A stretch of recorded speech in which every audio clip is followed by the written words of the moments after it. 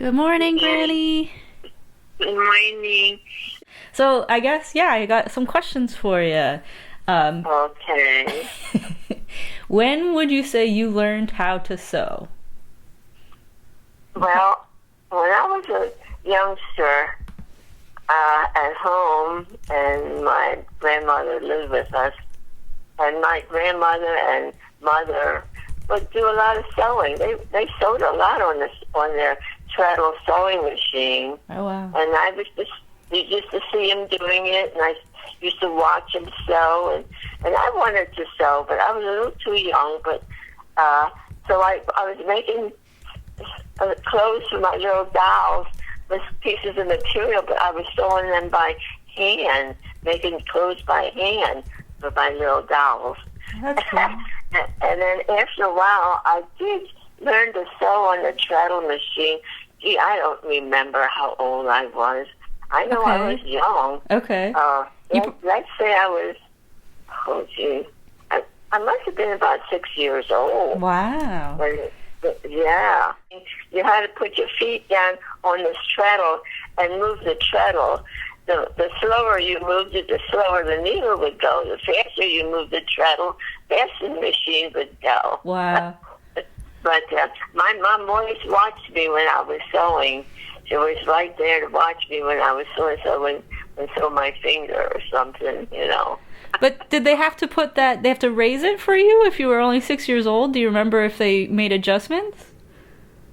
No, Okay. you don't. You can't make an adjustment, not with the treadle. Because it was pretty heavy No. then. It was probably cast iron. Yeah, cast iron. It was cast iron sewing machine. We had that machine in our kitchen. In one corner of our kitchen, we had our sewing machine. Wow. Yeah.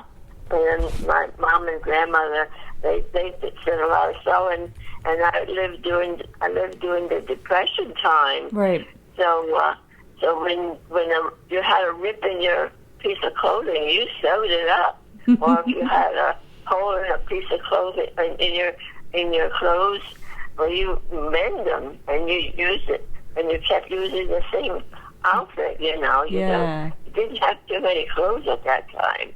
Yeah. So yeah, they did a lot of mending, and you know, when I was getting back to when I was a youngster, Mm-hmm. and when I was about, a little girl, up the street was a cotton factory, Okay. and once a month they would have a sale on fabric, and then I'll tell you, there was a crowd standing in front of that door before it opened in the morning, Wow. so that they could rush in to get the bargains.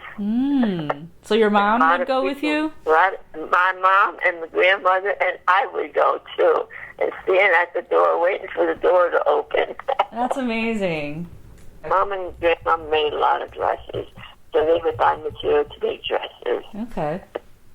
It was cheaper to make a dress than to buy a dress, especially during Depression time. You didn't even have the money to buy a brand new dress. You paid them. There was a lot of sewing at that time. Yeah, more so than now. Now it's almost a lost art. Yeah, I think it's coming back. I mean, there's a push to not buy as much clothing and really remake the clothing. Oh, maybe so. That sounds good. So you gave me this really old book, the Butterick Sewing and Dressmaking book, and in here it's so valuable to me. It's so it's got so much stuff in here, but there's a section on. Hold on, it'll take me a second. I can't find it. Oh, it's near the back. It's called Something New from Something Old. And it says, make over old dinner dress into another dress. And another one is, make an old dress into a dress for your daughter. And another one, an old black coat is now a suit. And then another one, a new blouse from an old shirt. And I think I would love to try that with one of Nick's old shirts. So this is such a cute book. I love it.